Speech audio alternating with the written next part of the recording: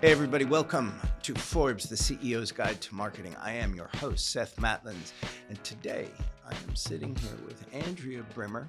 This is going to be a little awkward for you, but I'm just going to read your bio because it's too much to remember.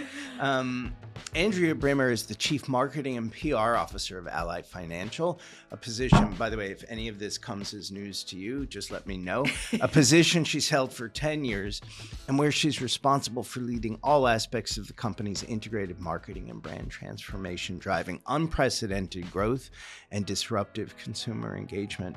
Brimmer actually joined Ally almost 20 years ago in 2006, where she spearheaded the creation and launch of the Ally brand in 2009.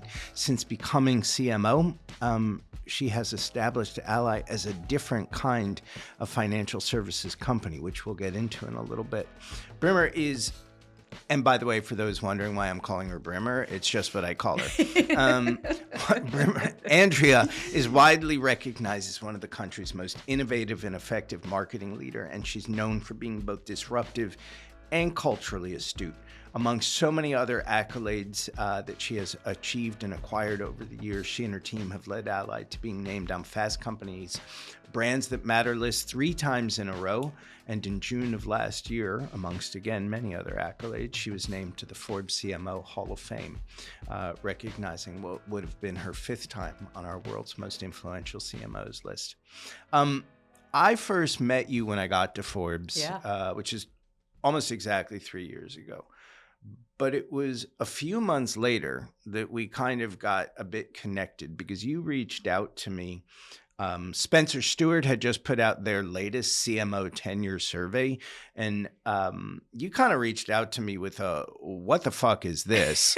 and really pointed me to actually looking at what was behind the data for that survey. And the fact of the matter was in 2022, there wasn't a shit ton actually behind that data. It just looked, it didn't hold up to scrutiny, right? It was a sky is falling kind of overview of CMO has the shortest tenure in the C-suite, and the narrative that had been created by it. And by the way, the Spencer Stuart survey was not alone in this, was CMOs were failing, they were getting fired. And again, you know, the sky is falling, Chicken Little. But with a little bit of scrutiny, you saw it was only looking at the top 100 advertisers, which is hardly a representative data set. It was 4 of whom didn't even have CMO titles. Right. So it was zeroed out from there. And a lot of them had actually gotten promoted into bigger jobs. Exactly. What it fundamentally lacked, and to their credit, Spencer Stuart has since corrected it. What it lacked was context. Right. You know, the CMO who left job A to go to CMO job B, who got promoted within their jobs, couple had retired.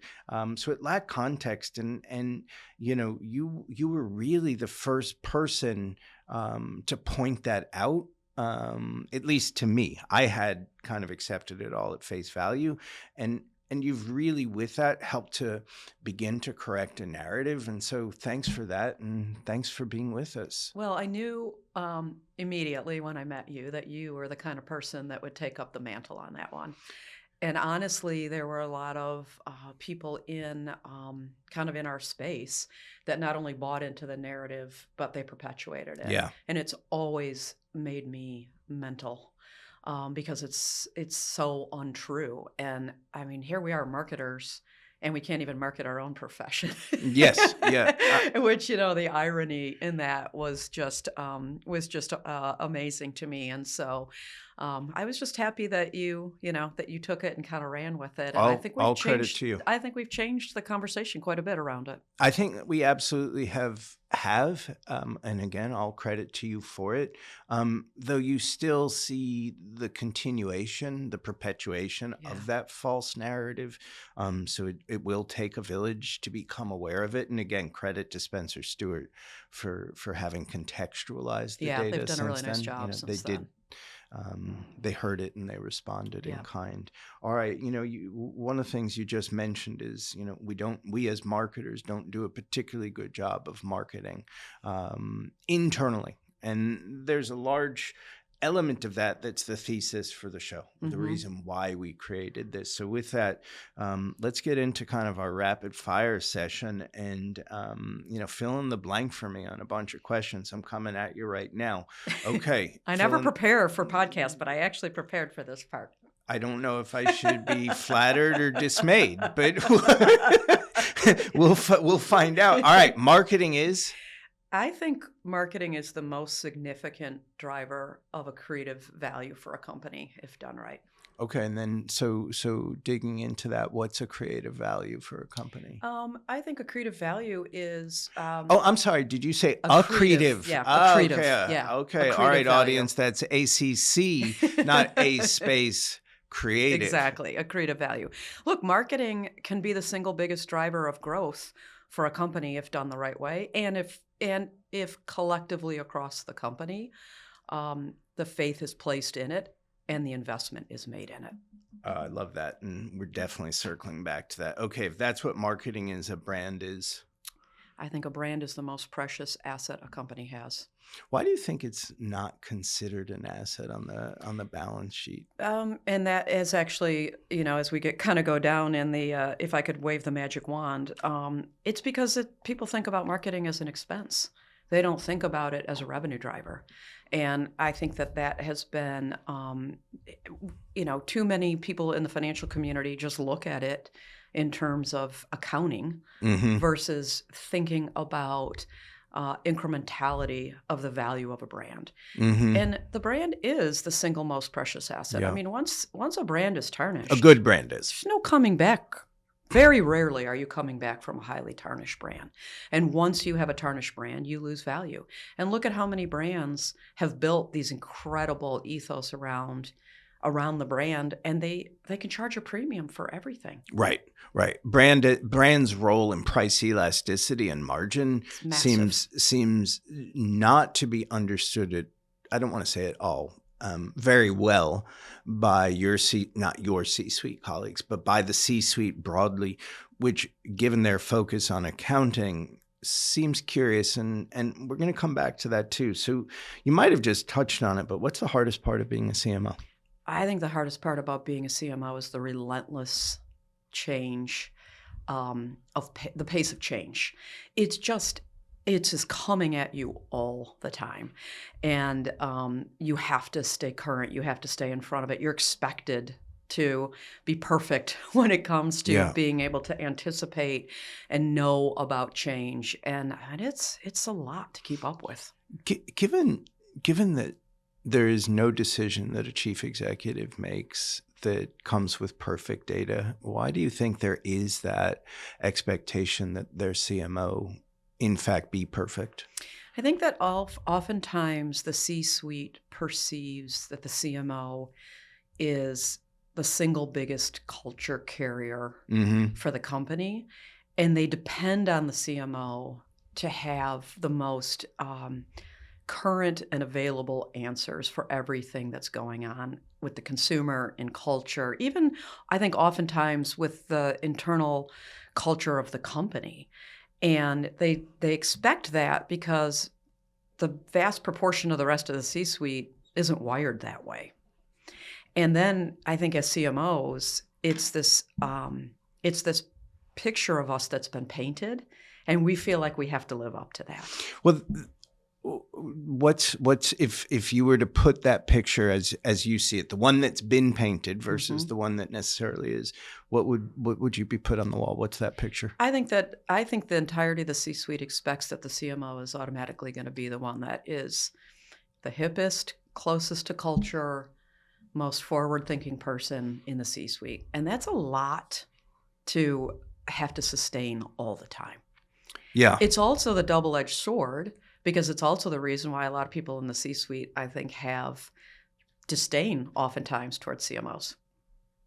Oh, that's interesting. And your use of the word disdain is super interesting. All right, I always hijack this rapid fire construct. All right, the biggest tensions, and you've touched on some of this, the biggest tensions between a CMO and her C-suite colleagues are? I think it is the lack of understanding around the complexity of marketing.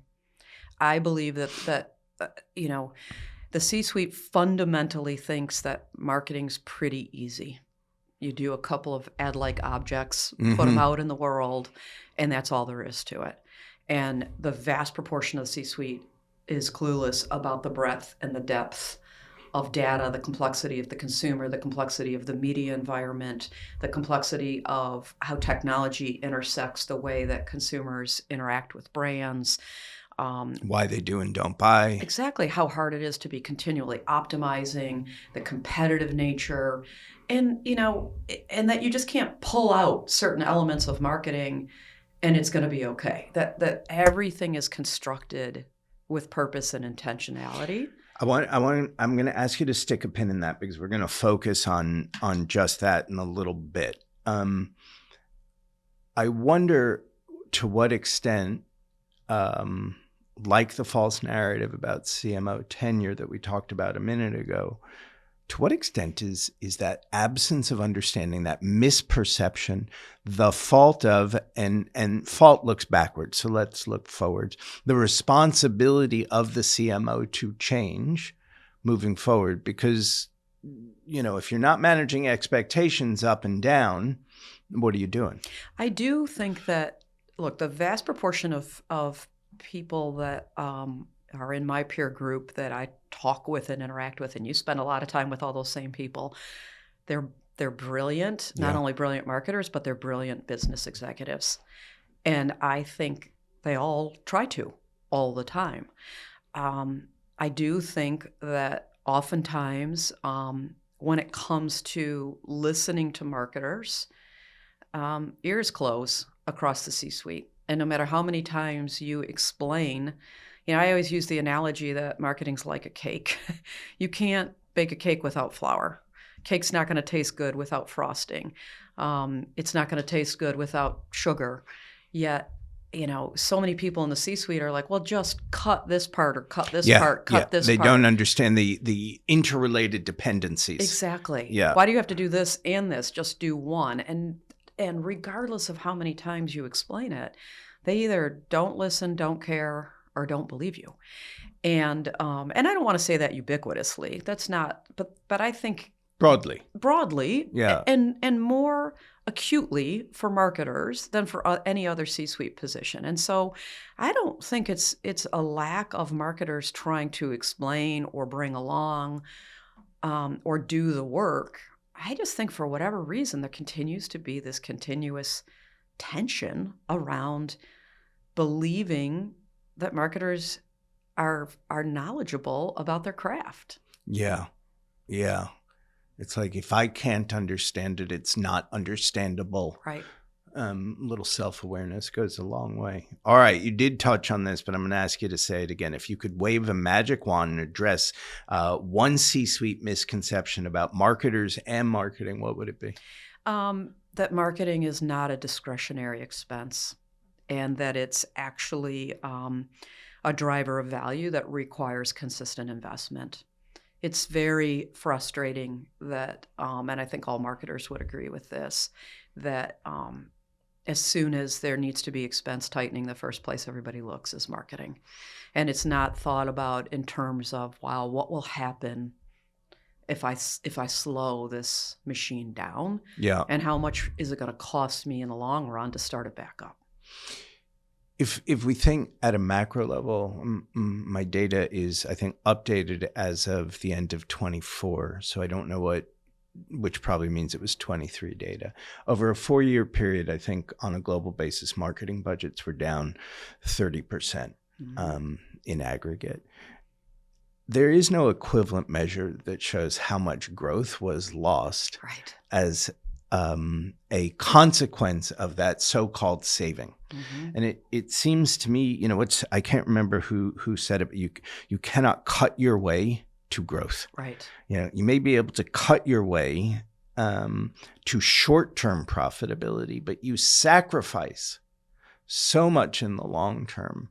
It just baffles me. And I wonder if that's just a systemic issue that is going to be really fucking hard to overcome, which is this emphasis on this day, this week, this month, this quarter, that is as much on the street right? Right. To whom the CEO is and the board are ultimately responsible. Look, I get the fact that there's incredible pressure for CEO and for CFOs. Yeah. And we're the beneficiaries of good quarterly report outs, as well as on the other side of it, feeling the pain when there's an expense cut. And the two biggest expenses usually in a company are marketing and technology. So they're really the only places, and people, right? And people, yeah. And nobody wants to cut people. And so, of course, you're going to go to the biggest ponds. The problem is, and technologists would tell you the same thing, the consistency of investment is what drives value and drives long-term growth. Mm-hmm. We also know empirically in our data that acquiring a customer becomes more efficient over time the more you invest in marketing. And so it's this constant balance of patience versus short-term results. Yeah. And I just think that that's the frustration. It's the rub. It will always be the rub. I don't see that ever changing. Yeah, I think that's fair. It's just the reality of the financial dynamics of the marketplace. But nonetheless, it doesn't mean it's not frustrating. Yeah, or misunderstood. Misunderstood. Or abused. All right, well, you just kind of brought up, I've got just two more questions here before we kind of get into it. What do you think the hardest part of being a chief executive is? I think the intense level of never-ending scrutiny. Yeah. It's a thankless job. Yeah. And I think more recently, there's been a new layer of even context added to that scrutiny with what happened to Brian Thompson, the CEO of United Health, and now so much vitriol being spewed towards CEOs. It's become, not only was it a really hard job, now it's kind of a scary job on top of that. Yeah. Yeah.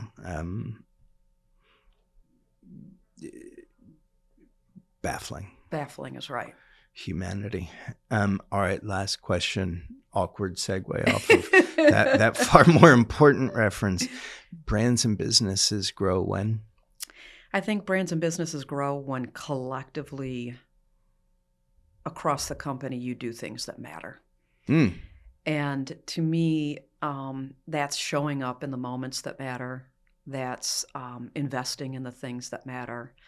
That's really taking a responsibility to be a brand that matters in the world really seriously. Mm-hmm. You mentioned the fast company brands that matter. That recognition, to me, is one of the most important ones that we can achieve every year. By the way, you should know, I never cite accolades from outside of Forbes as I do this, but I understand both how important that was to you and the fact that 3 years running, it's an unusual recognition for a brand in your category. Exactly. The only financial services brand that's ever been recognized 3 times in a row. Yeah. And so to me, look, and the reason that it's so important to me is when I took this role as CMO 10 years ago, I had a really simple mandate for the team. It was be a brand that matters. That was our starting ground. So I'm going to ask, I've asked you to stick pins in a few things. I'm going to add that to it because I want to talk in a little bit about the sacrifice that one has to make as a marketer, because there are a lot of things that matter to a lot of different folks. Yeah. And so how do you figure out what matters most to those who will matter most, knowing that that is not a homogenous group.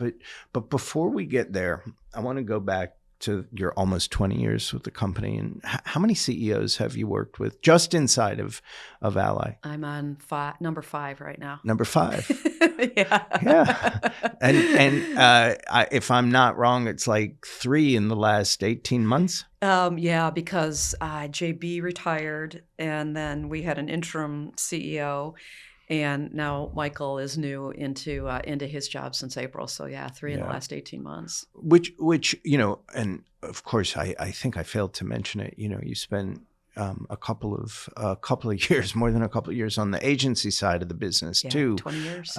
Where were you? Campbell Ewald. Campbell Ewald. Yeah. That brand doesn't exist anymore, does it? Its soul. There's not a lot of it. There's not much left of it. No. It's sad. When I left, it was a massive regional agency. I think there were 1,700 people, and it's just I think, emblematic of how hard the agency world is these days. Yes, the agency world is very hard, probably both because of a business model that may not serve it or clients any longer, but probably many of the same reasons that we've been talking about today. And of course, fragmentation of media, tension, blah, blah, blah. How many CFOs in that same period? Give or take. CFOs, I would also 5. Quite unusual to, as a CMO, to be a survivor through that kind of change. I mean, like, real talk, like, not easy. Have there been times, is there a tale you can tell? And it doesn't have to be at Ally, your experience. We never want to make it about the company that our guest is at, right? To protect, ensure anonymity. But is there a moment when CEO, CFO, somebody in the C-suite, like, and you touched on this earlier, challenged your expertise in a way that left you like, what are you thinking? Yeah, I mean, frequently, across many, CFOs, as well as CEOs, as well as other C-suite members. And I got to a point, there was an unlock for me when you get to a certain point in your career where you start to lead from the front and you lead without fear. And you get to this realization of, if I get fired, I'll find another job. Yeah. And when I finally got to that unlock, it made me brave enough to get to the point where when I get challenged, I pose the question back with respect, of course. Is it, sorry to interrupt, but is it, when you pose a question back with respect, do you think that you got respect with the initial question? Yeah, because you do. Okay. I don't think that I got respect with the initial question, to answer your question. No. But so much questioning of, well, why are you doing this? Why are you doing this? And I finally got to the point where I would stop the person and say, okay, let me ask you a question. Like, do I tell you when to go into the marketplace and do a stock repurchase? And, the answer usually back is no. Why would you? You have no expertise in that.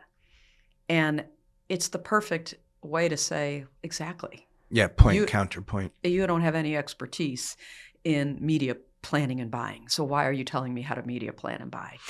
And it's really, it's a kind of a showstopper moment, because it's I've used it very effectively where I have seen a realization from whoever it is in the C-suite say, you're right.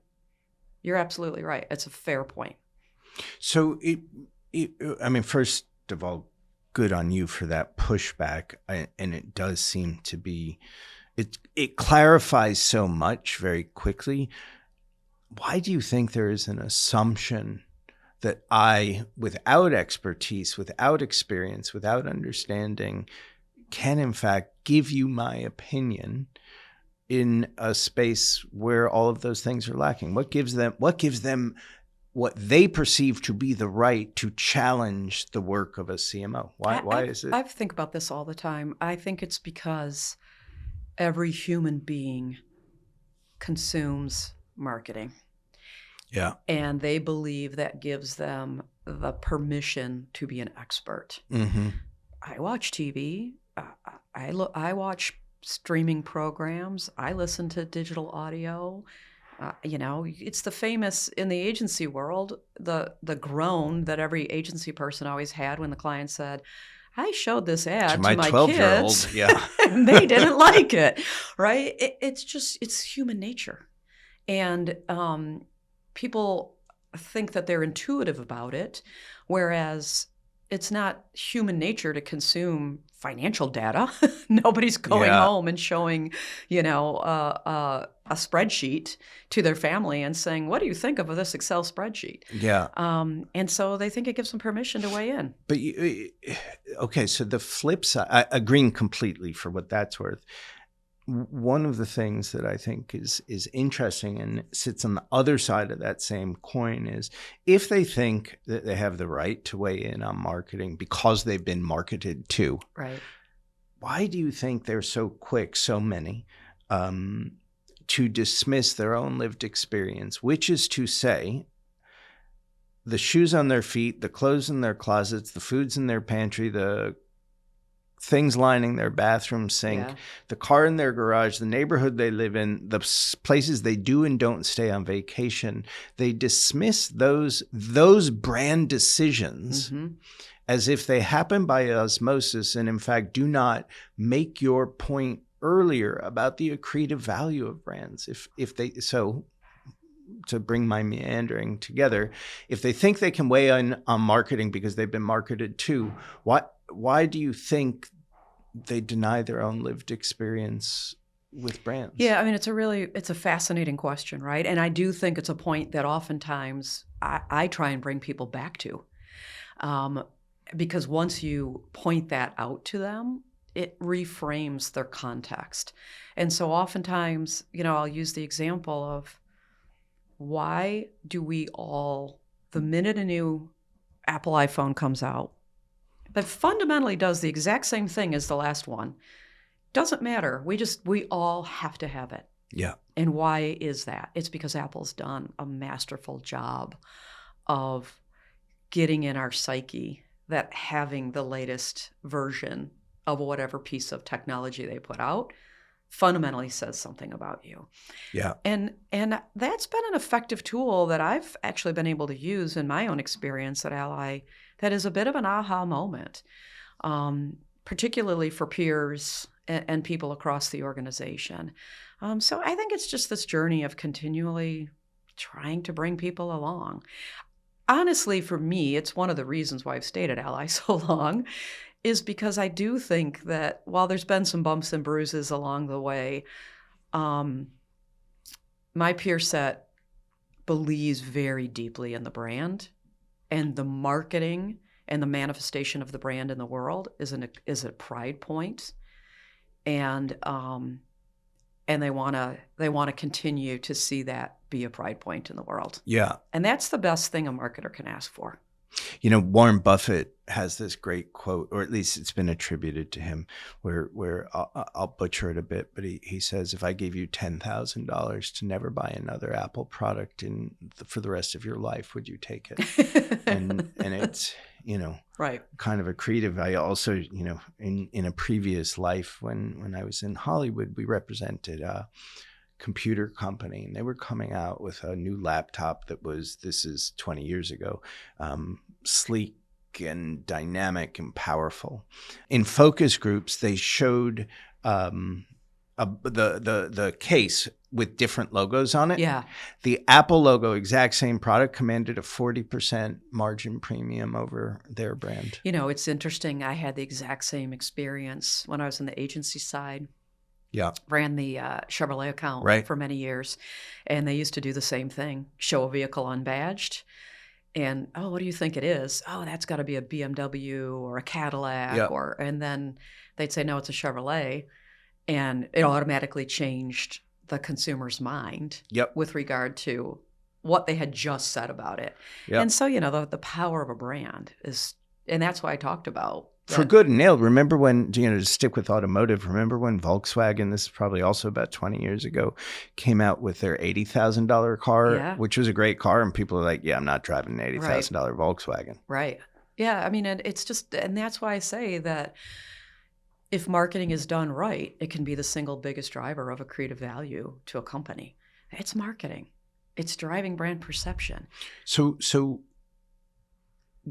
what, and maybe this is redundant, in which case tell me, but what then are a couple of the things that get in the way structurally, because I want to get into org structure in just a second, structurally and otherwise, that get in the way of marketing done right, or marketing being able to do what's right? I think structurally things that get in the way are oftentimes can be one, voices in the process.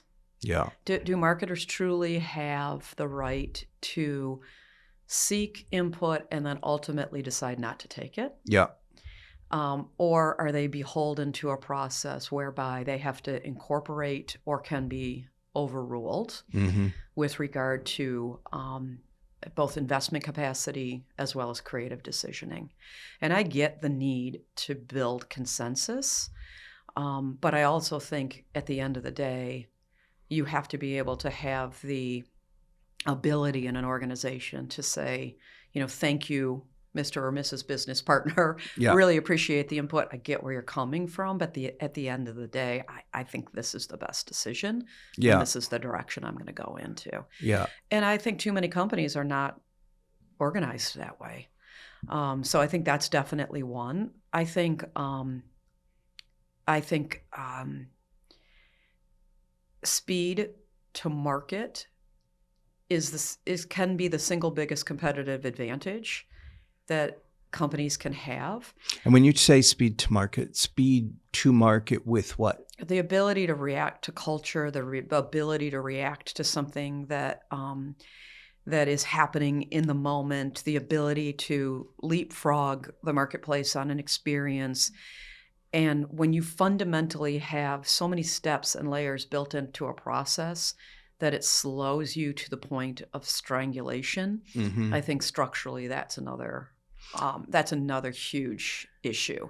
And I see it all the time. I mean, I just had a conversation with my team before the end of the year. They showed me the social media campaign. They were so worried about potential negativity. They were overthinking, like literally what every single person might have said about it. It took them 4 months to get a really simple little social media campaign out the door. And I said, we don't have 4 months in social. We missed it. We missed the moment. And so to me, those are the two single biggest structural and organizational killers of great marketing. But what's implicit in the social media story is the fear of fucking up. Yeah. Which probably overrides the fear of missing out on the moment, to your point. And brings me back, to what you said earlier, which is this expectation that the CMO is perfect. Right. When nobody expects, I shouldn't say nobody, to put a point on it, when no CEO or CFO expects any of their other investments or data to in fact be perfect, just predictive at best. I'm gonna read something, and with apologies to the source, because I do not remember the source, but it kind of begins to put a fine point on where we've been, which is overall the CEOs of the largest companies in the world have a significant impact on their marketing organizations. Their strategic direction, resource allocation, talent management, and emphasis on customer centricity and innovation shape the marketing team's activities, performance, and ability to achieve business objectives. I think you and I would say yes to that, right? Yeah, absolutely. You are one of relatively few chief marketers who also has comms in their role. And actually, I talked about this with Andrea Brimmer, who's both the CMO and CCO at Pinterest. Why do you think so few CMOs have kind of that rather that coalescence of narrative influence and input? Because I'll tell you, the first time I had a client who was a CMO, and comms didn't report to them. This is, a lifetime ago. And I was like, I don't even understand that. Right. I don't understand how comms and marketing are divorced. Why do you think so few organizations allow for that coalescence? And then I want to ask you about customer service. I think that historically, comms was always its own specialty and its own standalone organization with a CCO that ran it. And I do think that in the distant past, that the bifurcation of those two disciplines was probably more reasonable, whereas I think the consumer has changed a lot over the course of the last 10 years. And I now think that marketing and comms are inextricably linked. What consumer change makes I think that so? There is a blurring. It's media. It's the blurring of media, and everything is media now. Yes, everything is media. Yeah. This coffee cup that I have is media. This glasses case that I have is media. Your sweater is media. My sweater is media, right? Like everything. Yeah. And I don't think that was the case even 10 years ago. Yeah. And so I think many organizations have just not kept pace with the importance of bringing those two disciplines together. And I fundamentally believe that our brand growth at Ally a large part of it has been driven by my ability to have the remit for comms, because we've used comms as such an important part of brand extension.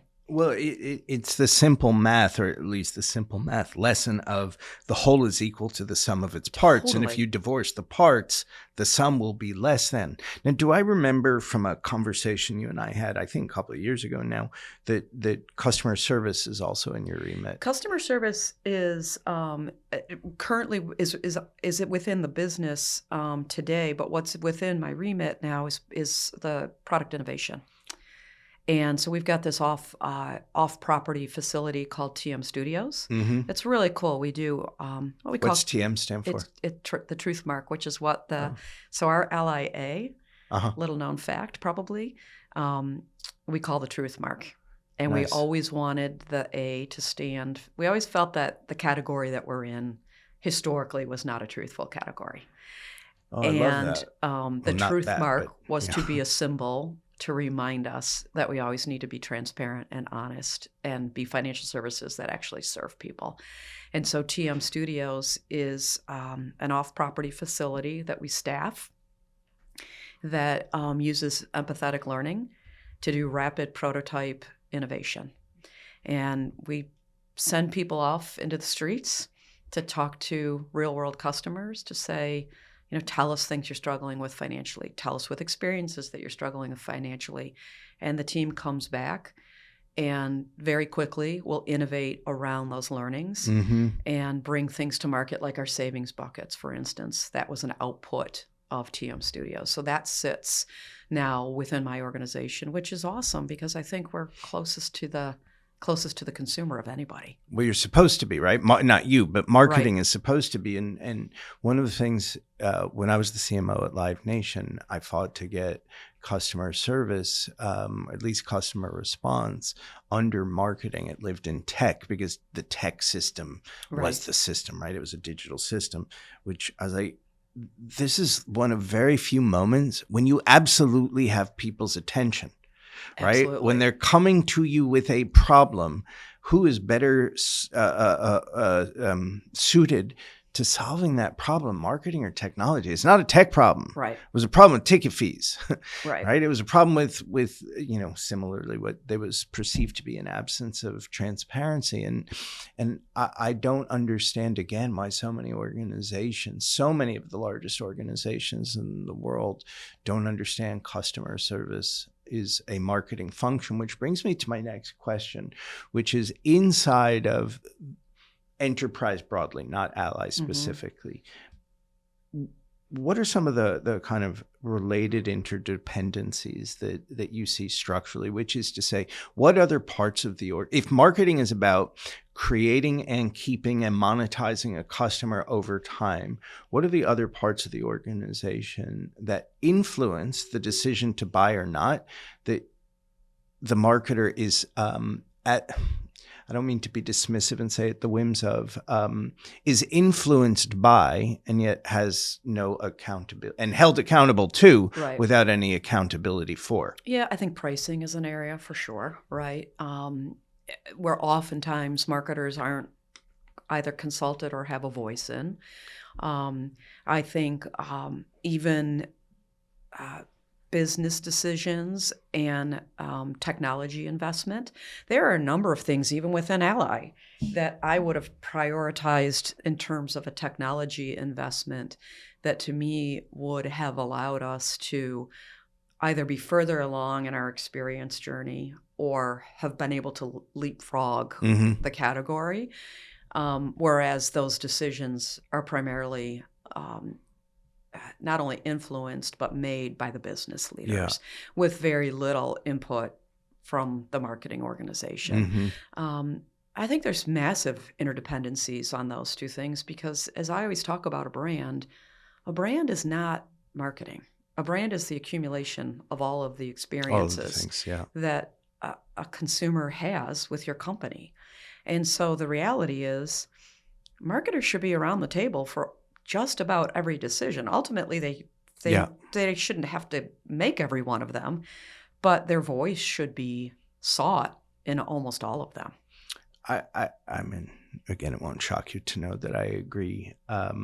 You talked about the category a second ago, and I want to ask you about how you financial services is both a highly emotional category, which is just talk about our relationship with our money, our wealth, our dreams, our homes, our retirement, etc. But it's also, and maybe I'm wrong, I assume a relatively low engagement category on a day-to-day basis, not unlike insurance, right? Very commoditized. Very commoditized. So what's the role of emotion, emotional connection in decommoditizing a commodity category and differentiating the business and driving growth? This was the exact thesis for the LI brand when we launched it, 17 years ago, that we were in a category that people were apathetic, and they needed to be emotional. And the way that we've differentiated is by thinking about everything as human beings that we disliked about financial services and solving those pain points and continuing to solve those pain points. And also to create emotion in an emotionless category. When you think about the joy of money, I talk about that all the time. The joy of money can manifest in a lot of different ways. For me, it's really the joy of having money, right? It is. And it doesn't matter how much you have. You can have a little bit of money, but the joy of what you're able to do with it. And it's not materialistic in the, sure, the material things sometimes are really nice. But for me, like when I think about the joy of money to me is being able to have all of my kids home, sitting around the table, and being able to cook a great meal and open a nice bottle of wine and just have my family with me. Or being able to say to my son, which is weird given that your children are not able to drink legally. They're all over 21. Or to be able to say to my son, you're going to graduate from vet school with no debt. And I want to do that for you. To me, that's the joy of money. And that's the remit of a bank in the world. I said it earlier, financial services that truly serve. And I think that's how we've differentiated ourselves. I talk about being that brand that matter. We've leaned into things that matter to people. And we've connected on that deep emotional level. And the minute that Ally stops connecting on that deep emotional level, to me, we become just like everybody else. So given your success, why do you think everybody else hasn't followed in that? It's hard. It is hard. And banks are not, that we have kind of the standing joke with my team. Like the first thing you're going to do in the morning when you get up and get on your Instagram feed is not go to your bank's page and see what's up, right? I think that it is hard. People are scared of money. They're scared to talk about money. They have fearful relationships with money. It's a taboo subject. It's still a socially taboo subject. I'm not gonna walk in here and say, "Hey, Seth, how much do you make? What did you spend last month?" Not enough. Plug for Seth. And so you have to create spaces whereby there's comfort in talking about it. And it's hard. It's hard to do. And you have to get really crafty. You have to scheme ways.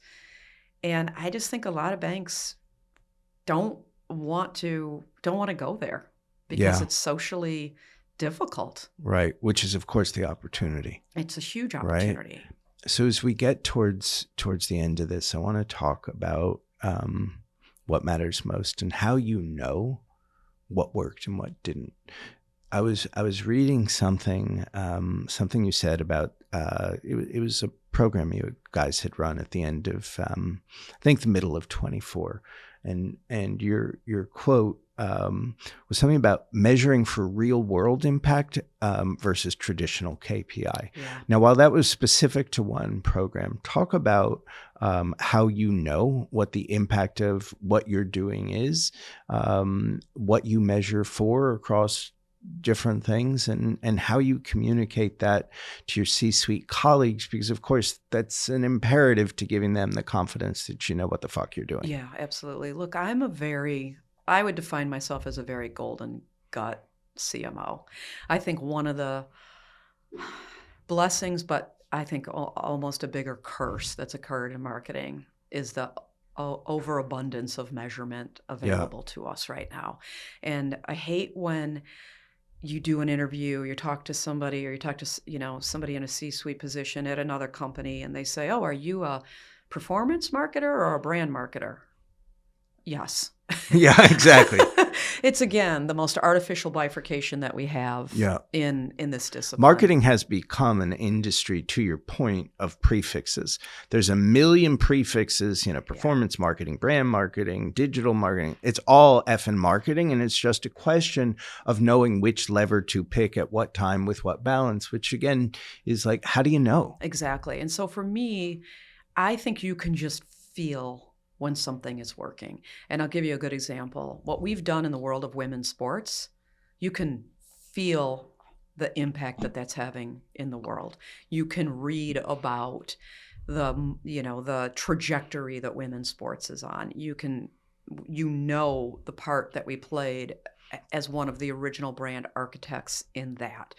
You see it manifest in terms of opportunities that come across our desk all the time. First look at literally everything. I've sent you a couple myself. Yeah. I mean, literally, first look at who's the first brand anybody thinks about when it's women's sports. Yeah. I guarantee you it's Ally. But the pride point internally, the notes that I get from girl dads at Ally, emails that send to me, thank you for what you and your team have done, the stance that you've taken. And then the growth we've seen empirically in brand valuation, in our KPIs, that's the measurement part of it. The gut part is when you literally, give you a great example. I was at the NWSL championship game in Kansas City in November, and I was walking onto the field because we were doing the Rookie of the Year presentation for Croy Bethune. And I was walking down the stands, and this guy grabbed my arm and he said, "Hey, I know who you are, and I just wanted to thank you." And I said, "For what?" And he's like, "For what you've done for women's sports." He's like, "This stadium and this crowd wouldn't be here if it wasn't for Ally." Yeah. That's, to me, how you just know when you've done something from a marketing perspective is working. That's real world. That is real world, and you all, and you in particular, deserve so much credit for literally using your money, in particular media dollars, to affect change, to drive equity and equality. But to the beginning of our conversation, so we're kind of coming full circle.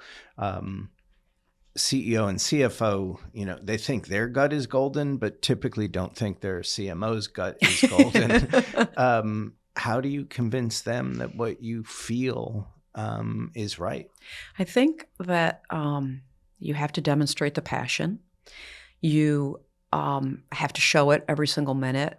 You have to bring them along and expose them to those moments. You have to bring them along. You have to expose them to those moments. One of the things that I really loved is that our CEO, Michael Rhodes, shared with me that when he was interviewing at Ally, his wife had many people that actually said to her, "Oh, Ally, I love what they're doing in the women's sports space." And she shared that with him, and he was aware of it, clearly. But that was an impetus for him. He said to me when he came in, he's like, "This is one thing that I'm not going to mess with," because I felt the real world impact of it just going through the journey of interviewing for the CEO position at Ally. And then I think, letting them experience it, take them to events, take them to an NWSL championship, take them to a women's basketball game, have the commissioner of the WNBA send them an email, have a player reach out to them, let them understand the importance of what it is that you're doing. And I'm using women's sports as an example, but to the extent that you can bring them along on the journey and let them feel the importance of it with you, I think underscores the fact that, and I use the word golden gut all the time. I will literally use it in my business presentations when we're going through KPIs, where I'll say, 2/3 measured by this, and this, and 1/3 measured by golden gut. And I use those words, and I will cite either quotes or examples of golden gut moments so that becomes an acceptable phrase within the organization.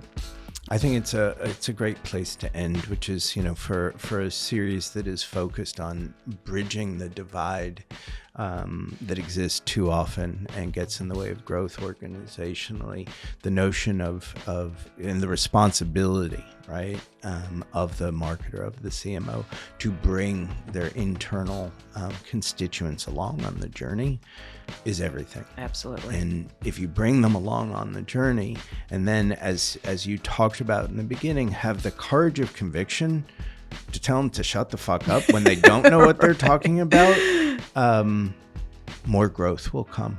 Yeah, it's in their best interest and the company's best interest. Which puts it in the best interest of the stakeholders and becomes a virtuous rather than a vicious cycle. Exactly. Andrea Brimmer, thank you so much, not just for being with us, but thanks for that too, but for what you've done and are doing. We appreciate it. Thanks, Seth. I appreciate you.